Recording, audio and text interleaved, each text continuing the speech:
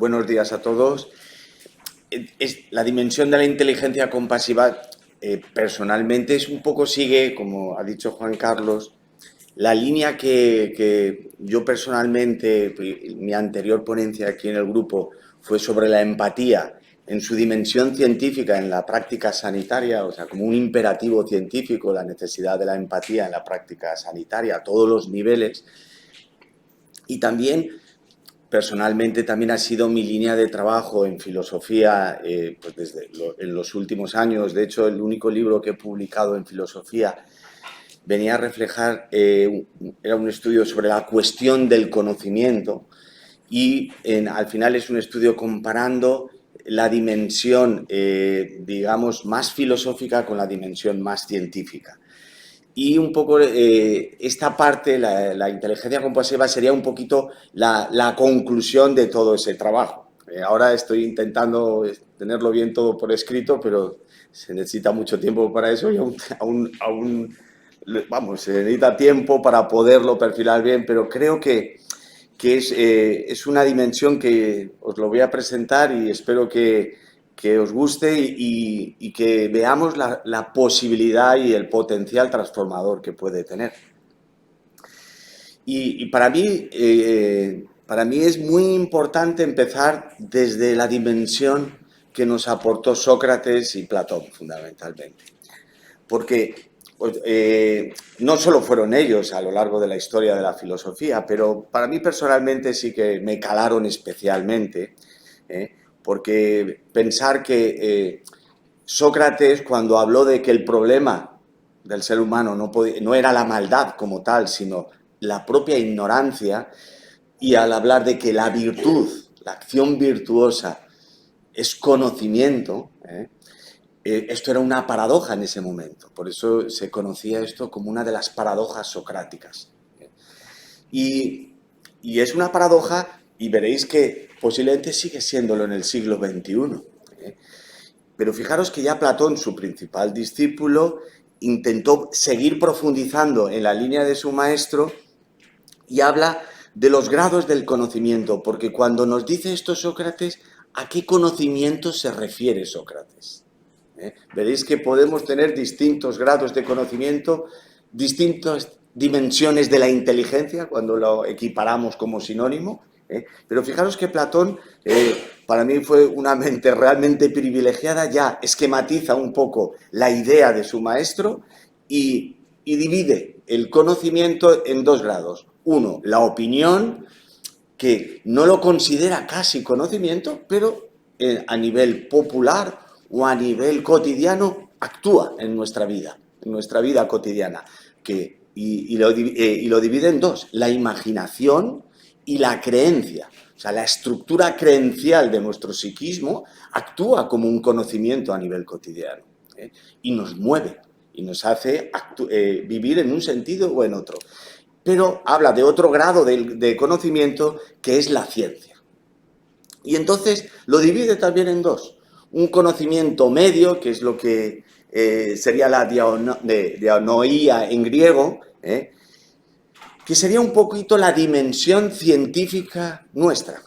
Nuestra dimensión científica basada con un fundamento racional, incluso en su desarrollo con la evidencia científica, sería este conocimiento medio. Pero Platón da un paso más y habla de la intelección pura. Utiliza la palabra pura como tal, la noesis. Y esto ya nos está apuntando que la intelección pura, el conocimiento más profundo, que posiblemente es el que se refería a su maestro Sócrates, es la percepción pura de esa dimensión, de ese mundo de las ideas que hablaba Platón, no vamos a profundizar, y del principio supremo, de la idea principal o del principio supremo de esa dimensión de las ideas, que es la idea del bien. Tendréis, fijaros que ya hace 2500 años, Sócrates y Platón nos están orientando a lo que vamos a seguir hablando, a esa inteligencia compasiva, pero ya nos la apuntó. Lo que pasa que posiblemente no sé hasta qué punto llegó. No había redes sociales en aquella época y no llegó a calar del todo. Porque nosotros esto ya lo vivimos, hablamos todos de una inteligencia racional que se suele referir a esa inteligencia del pensamiento, de la dimensión más relacionada con la actividad cerebral, la destreza y la lógica del pensar, de la actividad del pensamiento, la capacidad de entender, asimilar, elaborar información y utilizarla de forma adecuada y virtuosa, y está ligada a otras funciones mentales que todos conocemos, como la percepción, la capacidad de recibir información y almacenarla, y luego recuperarla. Toda esa dimensión es la inteligencia racional, absolutamente fundamental en la vida, y a veces olvidada. Pero tenemos otra dimensión de la inteligencia que se hizo, o digamos, afloró o se hizo más popular a finales del siglo XX, que fue lo que hemos oído todos cuando hemos hablado de inteligencia emocional.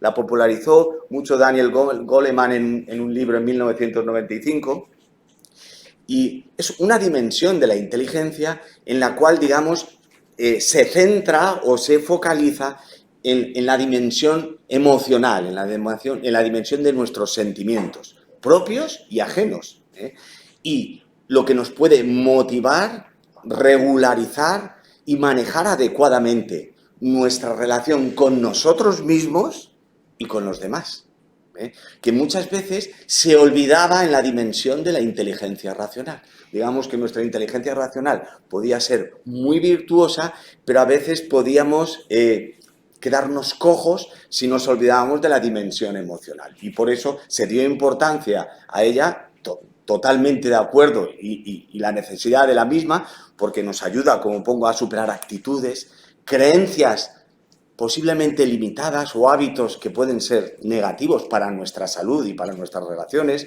que nos condicionan a veces de forma consciente, pero a veces de forma inconsciente, y nos limitan. ¿Cuáles son los elementos claves? Y efectivamente están centradas en el desarrollo de nuestro psiquismo, de nuestro yo más profundo, que es la autoconciencia, el autocontrol, la conciencia, y de ahí hacia la conciencia social de nuestras relaciones y la empatía. Comprender desde el punto de vista no solo racional, sino emocional, el sufrimiento del otro. Y esto nos puede dar habilidades sociales que son muy importantes. Entonces, esta inteligencia emocional, lo ideal es que llegáramos a esto, a una fusión, a ir de la mano, en el anhelo que todos podemos tener de construir un yo no solo racional, virtuoso y emocionalmente ordenado. La palabra ordenado va muy bien, porque muchas veces el problema nuestro es que siempre nos desordenamos hacia los extremos, porque todos tenemos ese anhelo de felicidad y de paz. Pero fijaros que tanto en nuestra inteligencia racional como emocional es un anhelo legítimo, por supuesto, que está centrado desde nuestra entidad individual, para nuestro desarrollo, de nuestro yo más profundo, más esencial. A lo mejor nuestro espíritu, cuando hablamos de la dimensión más espiritual. Pero fijaros, antes de meternos un poquito más en otros aspectos, fijaros la evolución que ha podido tener el concepto de conciencia en el siglo XX. Nuestra conciencia moderna, sobre todo con el desarrollo, sobre todo de la evidencia científica, el desarrollo tecnológico, el desarrollo primero industrial, luego tecnológico, nos creó fundamentalmente, pues en nuestra sociedad occidental, una conciencia muy racional, muy mental, en la cual se primaba y se premiaba esa dimensión racional y nos daba una fortaleza en nuestra identidad y en esta noción, en la noción de verdad. Como incluso nos acercábamos a hablar de una verdad casi absoluta. Incluso la ciencia se creía que daba verdades absolutas, lo cual esto era un error completo, era un desconocimiento de lo que es la filosofía de la ciencia, porque la ciencia tiene todo menos verdades absolutas. Todo es totalmente relativo en el sentido que evoluciona y nos vamos aproximando a la realidad de los hechos. Eso es el trabajo de la ciencia. Pero fijaros que también ha habido en el siglo XX ha habido lo que se ha llamado una conciencia posmoderna. Esa fortaleza de nuestras estructuras de certeza, de verdad, ancladas en nuestro yo, en un yo fuerte, un yo con una identidad fuerte, ha sido también criticado. A mí este filósofo italiano Gianni Battimo, que ha sido uno de los baluartes de la conciencia posmoderna en el siglo XX, falleció hace poco tiempo, tiene un libro que yo os lo recomiendo, que es El pensamiento débil. Fijaros, ya pone el nombre ya específicamente para hacer una llamada de atención que la fortaleza de nuestro pensamiento, esa conciencia racional fuerte, podía ser el problema de nuestros desórdenes morales, éticos, de nuestros conflictos. Por eso basaba su ética en la debilidad del pensamiento. Fijaros el giro que le dio a la situación. Por eso nuestra naturaleza es una naturaleza construida y relativa. Construimos ese yo fuerte, lo construimos nosotros, de nuestras verdades o realidades. O sea, estamos perdiendo fuerza en nuestra identidad psicológica, porque esa fuerza suponía un posible origen del conflicto. Hacía un poco un trabajo etiológico, como hacemos los médicos también, cuando buscamos el origen del problema. Gianni Battimo lo hace, para mí, muy bien a nivel filosófico. Y después, esta es una conciencia que ahora está... esto es una publicación de un autor español hablando de esta aspiración de la educación internacional y todos hablamos de la globalización. Claro, además es que no se nos cae encima la globalización, queramos o no. Una globalización del individual frente al individualismo y la indiferencia, una globalización de la solidaridad. Todos anhelamos o vemos virtuosa esa solidaridad frente a la desigualdad, la equidad y la dignidad, frente a una hipertrofia de una globalización economicista que desafortunadamente es la que prima, queramos o no, por una globalización humanista, frente al consumismo destructivo a una reconciliación del hombre con la naturaleza, frente a la ausencia de valores, una recuperación de principios éticos y morales, una globalización basada exclusivamente en el lucro por una globalización en beneficio de todos los seres humanos. Pero a mí siempre me ha resultado,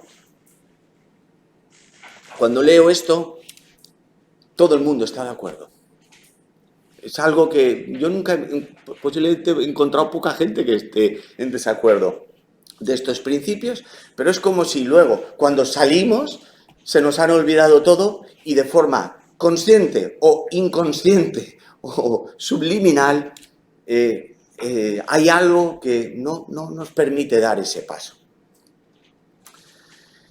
Y no nos permite dar ese paso porque es lo que vemos todos los días en el telediario.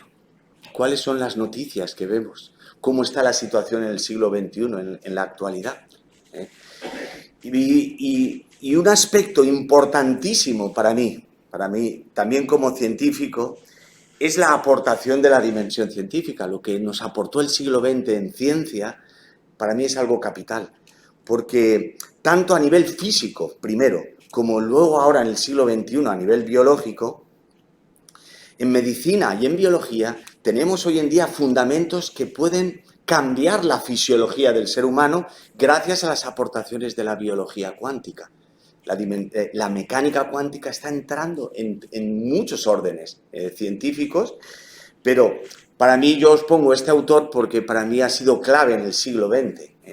David Bohm fue un físico cuántico, digamos un heredero de Albert Einstein, uno de sus discípulos para él con el que más confiaba, pero fue un heterodoxo de la física cuántica, de los supuestos de Copenhague de Niels Bohr, a principios del siglo XX, o ya ha entrado 2 o 3 décadas del siglo XX, y en un principio fue un físico heterodoxo, cuando hablaba de la posibilidad de que el azar que surgía de esa dimensión cuántica, él volvió a darle la vuelta y hablaba de la posibilidad de un orden implicado, un orden que no es visible manifiestamente en la dimensión explicada o visible. De cualquier manera, lo que vino a trabajar este autor es que nos viene a decir que la realidad de la existencia no está separada. Nuestra dimensión mental nos separa unos a otros. Nuestra conciencia como tal, centrada en el individuo, lógicamente, nos genera una conciencia fragmentada.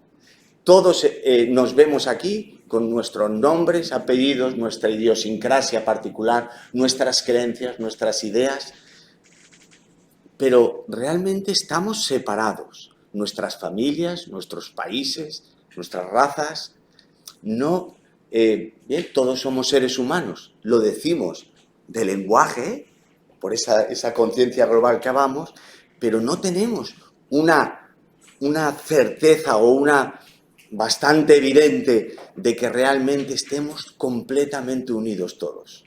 Esto es lo que nos aportó, por ejemplo, David Bohm con sus trabajos en física cuántica y luego sus trabajos filosóficos. Este libro de la totalidad y el orden implicado para mí me pareció es fundamental en el siglo XX y hoy en día en el siglo XXI posiblemente las aportaciones de David Bohm han dejado de ser tan heterodoxas no solo desde la física cuántica, sino sobre todo hoy en día es un autor puntual en filosofía de la ciencia.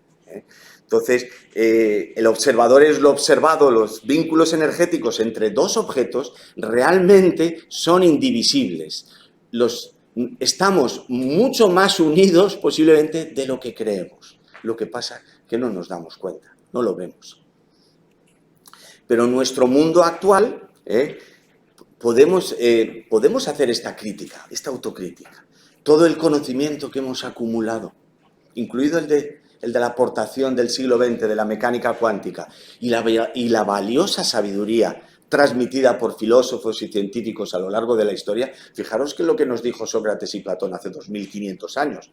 Pues realmente yo personalmente creo que no ha tenido el resultado que quisiéramos, porque no hemos trascendido el conflicto, el sufrimiento del ser humano, que es lo que vivimos más en nuestro mundo, 2500 años después de lo que nos aconsejaba Sócrates. Y yo creo que podemos seguir teniendo más oportunidades en el siglo XXI porque indudablemente la crisis y el sufrimiento del ser humano está originado en nuestra conciencia, no nos viene de fuera. Somos nosotros posiblemente el origen del problema.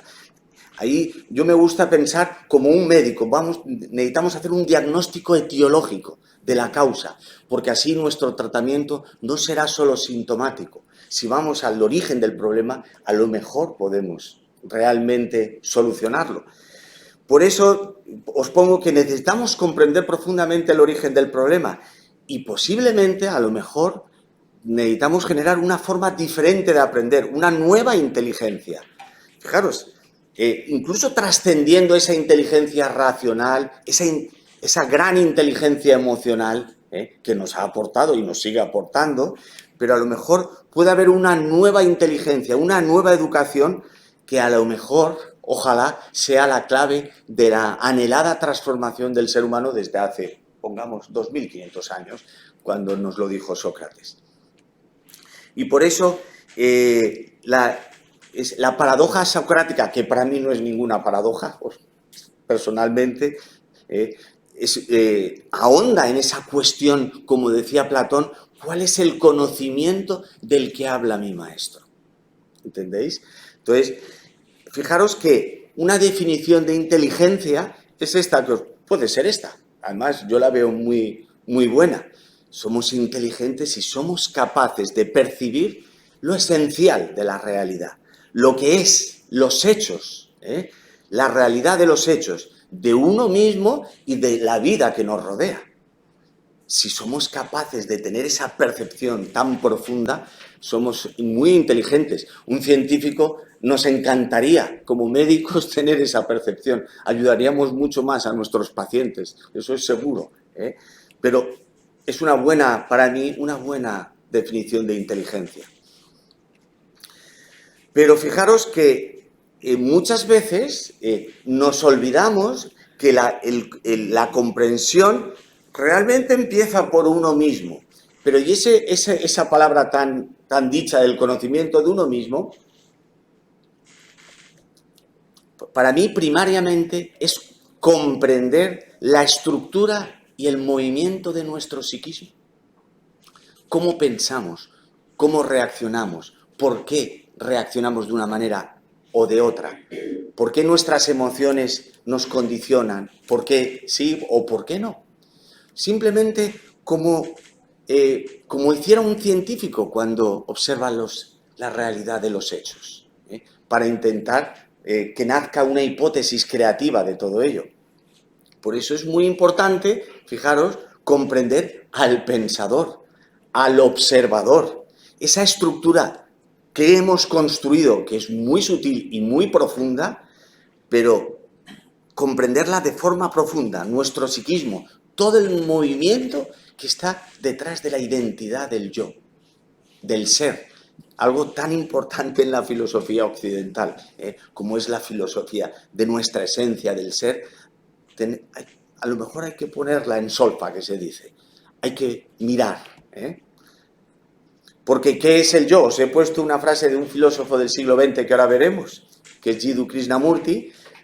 Significa la idea, el recuerdo, las conclusiones, las experiencias, las diferentes intenciones, unas conocidas, otras actúan de forma subliminal, el constante empeño por ser o por no ser, la memoria acumulada en el inconsciente, lo racial, etcétera, que se proyectan hacia afuera o se proyectan espiritualmente en nuestra dimensión que conocemos como virtud. El esforzarse, o sea, ese movimiento, ese trabajo, es la construcción de nuestro yo. Pero fijaros que tiene efectos secundarios esta gran estructura. También crea una conciencia que hablábamos fragmentaria. Es causa de división. Nos encierra en nosotros mismos, aunque no nos demos cuenta muchas veces. Sus actividades, nuestro movimiento de un yo separado, fragmentario, esa conciencia, por muy nobles que sean, pues posiblemente nos separan. Es un efecto secundario que tiene. Sería un efecto secundario incluso de esa inteligencia racional y emocional que, sin darnos cuenta, está nutrida y centrada desde esa dimensión del yo, que es natural, ¿entendéis? Porque nos vivimos esa identidad, nos sentimos separados de todo lo que nos rodea. Entonces, ¿entendéis por qué tiene ese efecto secundario? Lo que venía con esto, al definir qué es el pensamiento, es ese conocimiento y esa experiencia acumulada en la que se basa esa conciencia del yo, y digamos, el movimiento del pensamiento no es más que la expansión de ese yo, la manifestación de ese yo. Lo que en palabras de David Bohm sería el orden explicado, manifestado de nuestra conciencia. Es la proyección de lo conocido, de nuestra memoria acumulada, que es algo genial, algo increíble cómo actúa nuestro cerebro, de la experiencia previa, pero es el resultado del pasado. Nuestra creatividad, nuestra visión del presente, nuestra visión creativa se condiciona, se limita. Por eso muchas veces en la metodología científica es muy necesario que el científico haga como un stand-by de todos los conocimientos previos si queremos ver con claridad los hechos del presente. Si miramos con ojos del pasado, es lo que hablamos, estamos haciendo una investigación científica sesgada. Posiblemente las hipótesis que salgan no darán buenos resultados, no los podremos corroborar en la experimentación. Por eso, por ese filtro que ponemos que a veces no nos damos cuenta del mismo. Al ser el resultado del pasado, es lógico, genera su lógica e inevitable limitación. Al centrarse en la visión del yo, el proceso del pensar y nuestro aprendizaje, e incluso nuestra educación en definitiva, es fragmentaria, por mucho que tengamos esa dimensión, esa visión de la conciencia global. Y hablando de educación, como nuestra educación trabaja para la realización del yo, estamos devaluando de forma inevitable, aunque no nos demos cuenta, la percepción vital de la interdependencia, de lo que los científicos, los físicos del siglo XX nos han dicho que es la realidad de la vida. Nos lo han dicho, lo han demostrado, o por lo menos hay una evidencia científica fuerte en muchas cosas, no absoluta, por supuesto, pero nosotros, la actividad de nuestro yo, digamos, sigue devaluando, lo va devaluando. No vivimos de forma vital la interdependencia y la unificación de la existencia, de la realidad de la vida. Por eso, realmente no nos sentimos responsables o unidos plenamente a lo otro, con comillas, al observado. Separamos el observador del observado. Cuando ese es uno de los, digamos, dimensiones de la física cuántica más primarias, que no hay separación. Por eso la limitación se encuentra en esta fuerte estructura del yo, que nos da un fuerte sentido y valor a nuestra existencia. Todos diríamos, es algo muy positivo, pero tiene efectos secundarios. Este sería el diagnóstico etiológico del problema para mí. Y como estamos así fundamentados, aunque no nos demos cuenta, aunque sea algo inconsciente, esto viene a deciros lo que os acabo de decir antes. Es realmente difícil comprender y vivir, sobre todo vivir plenamente, esa percepción de esa conciencia global que enseguida nos sale por la boca, esa interdependencia de la vida en todas sus dimensiones y sobre todo en toda su plenitud, porque es la realidad de los hechos, de los cuales nos separamos. Y entonces, fijaros que ahora vamos a intentar fundamentar ese cambio, ese nuevo aprendizaje, esa posible nueva inteligencia. Y para mí, uno de los autores fundamentales es este filósofo japonés. Nació a finales del XIX, pero su trabajo fundamental fue en el siglo XX. Escribió un libro que yo también os lo recomendaría porque para mí es capital. Él fue el fundador de la Escuela de Kioto. La Escuela de Kioto son filósofos japoneses. Después su principal discípulo, para mí Nishitani también creo que fue de una lucidez impresionante.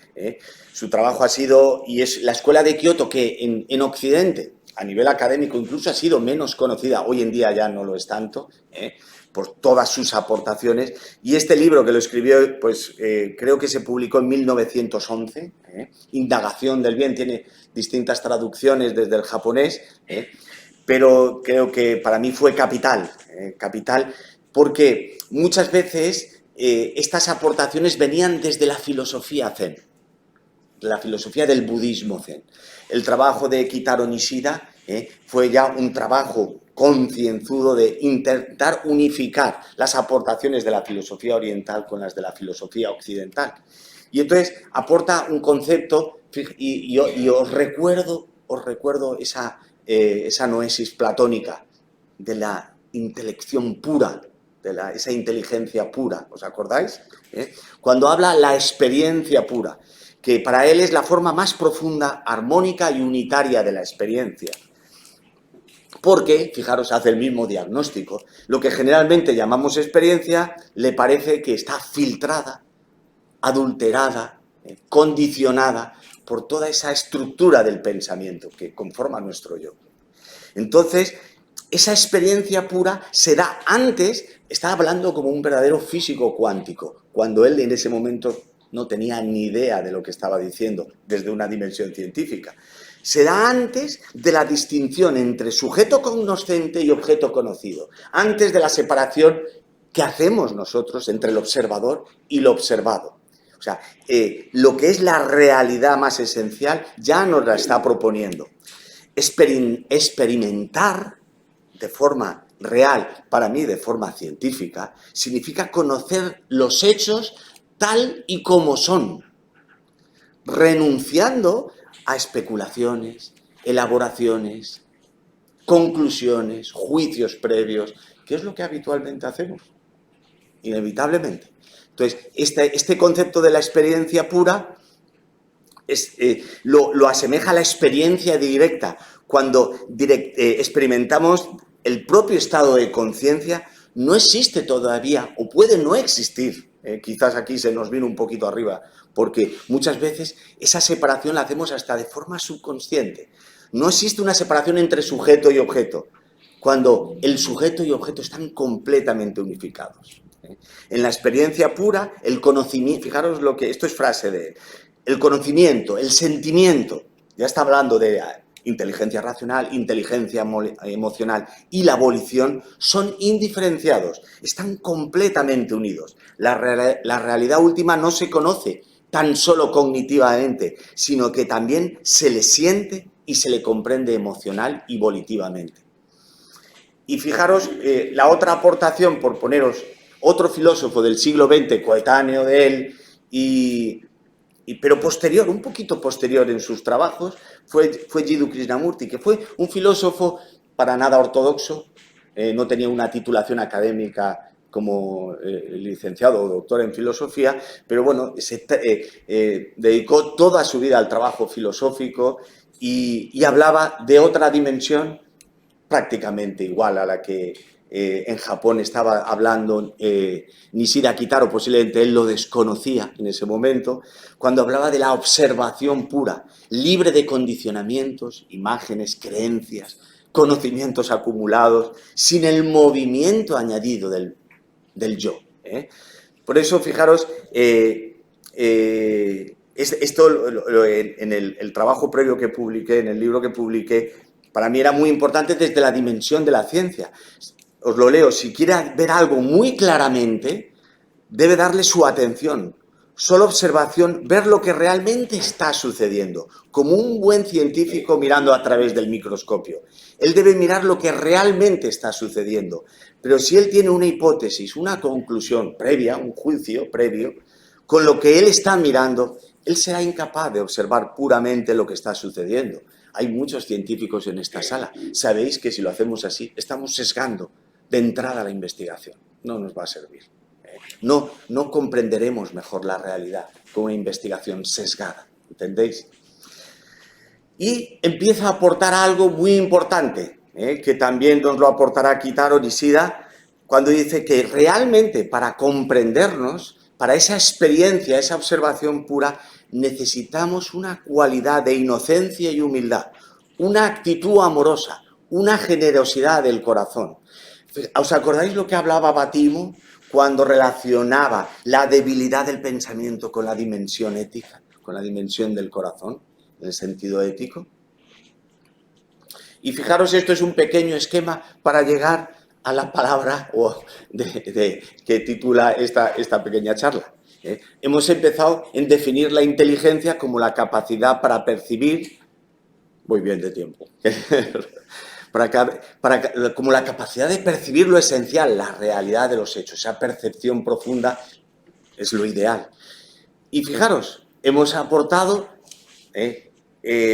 lo que nos hablaba Nishida Kitaro o Jiddu Krishnamurti cuando hablaba de la percepción u observación o experiencia pura, sin un centro, sin un yo, que observe sujeto, que esté sujeto a imágenes y condicionamientos, que tiene un fundamento científico completo en el siglo XX, gracias a las aportaciones de la mecánica cuántica, y por eso os he puesto el trabajo de David Bohm, porque esto realmente, como científicos de nuestra conciencia, nos permite una comprensión profunda de la realidad de los hechos.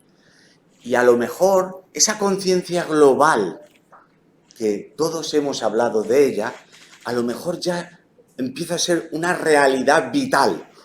Entonces a lo mejor hablamos de una conciencia unitaria. A lo mejor ya dejamos de vernos tan separados unos a otros. Y a lo mejor eso puede ser el origen de una nueva educación, una nueva cualidad mental o inteligencia.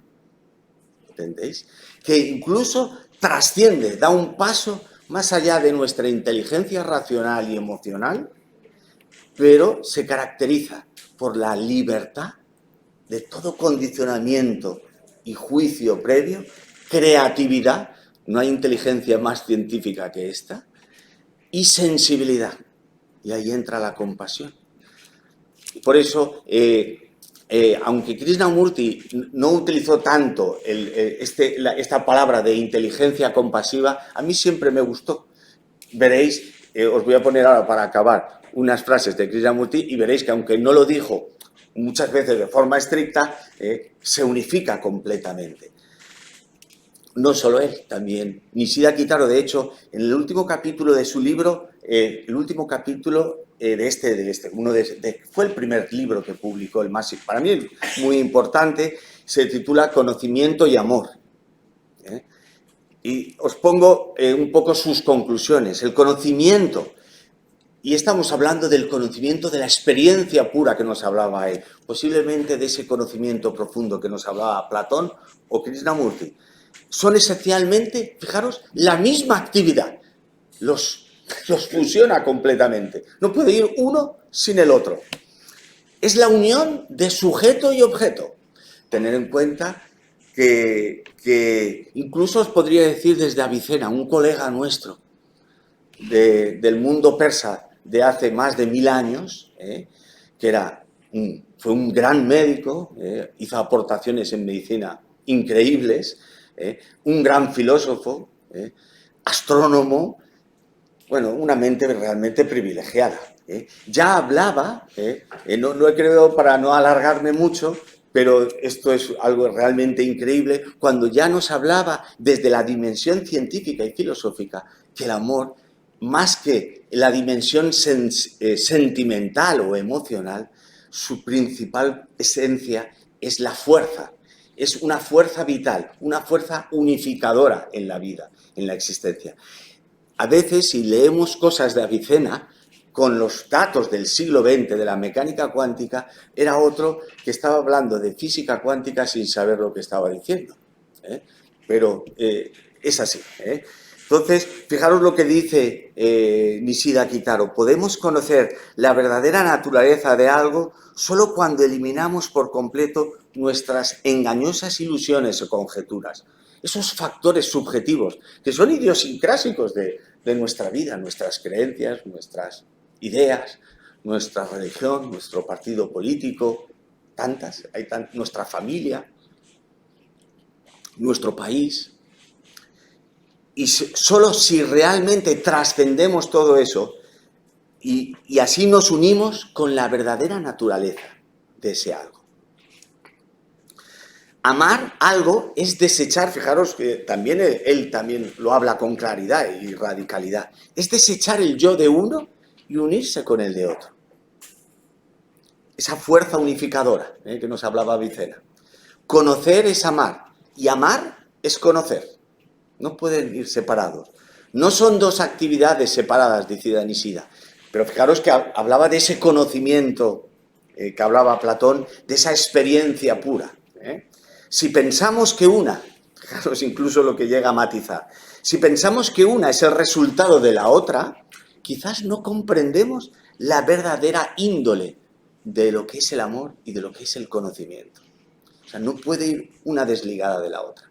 Porque los dos, además es fácilmente comprensible, son realmente fuerzas unificadoras. Cuando hablamos de ese conocimiento profundo como experiencia pura o cuando hablamos del amor como fuerza vital unificadora en la existencia. Y ya para acabar, simplemente como conclusiones os voy a poner unas frases de Krishnamurti, porque realmente a nivel personal para mí el desarrollo de la inteligencia compasiva fue él el que más lo aportó, aparte de Nishida Kitaro en el siglo XX, pero es que él le dio mucha importancia a una dimensión de la inteligencia que yo, hasta que pude tener acceso a sus trabajos, nunca la había leído. sobre todo fueron los diálogos entre Krishnamurti y David Bohm, que hay varias publicaciones de sus diálogos que son realmente increíbles. La lucidez de dos seres que vienen de ámbitos totalmente distintos y cómo se unifican. Bueno, lo podéis leer, pero os voy a poner, nada, 4 frases. Cuando uno comprende, esto es textual de él, cuando uno comprende toda la naturaleza y el movimiento del intelecto y del pensar, de nuestro yo, puede comenzar a investigar qué es la inteligencia. La inteligencia es la capacidad de percibir la totalidad.